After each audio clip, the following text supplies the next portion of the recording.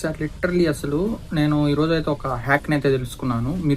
మీకు కూడా ఫేస్ చేసి ఉంటారు ఈ ప్రాబ్లమ్ని. ఒకసారి నేను ఎక్స్ప్లెయిన్ చేస్తాను సినారియో, మీకు అది సేమ్ ఇలాగే జరిగిందా అని చెప్పి ఒకసారి అయితే మెమరైజ్ చేసుకోండి.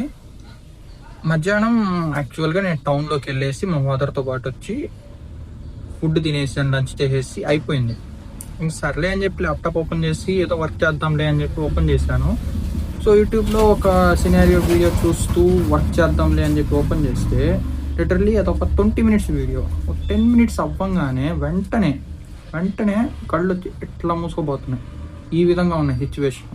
ఇంక సర్లే నిద్ర వస్తున్నట్టుండే అనుకొని సరే రెస్ట్ తీసుకుందాం అని చెప్పి మంచం ఎక్కి అలా నిద్రపోయాను.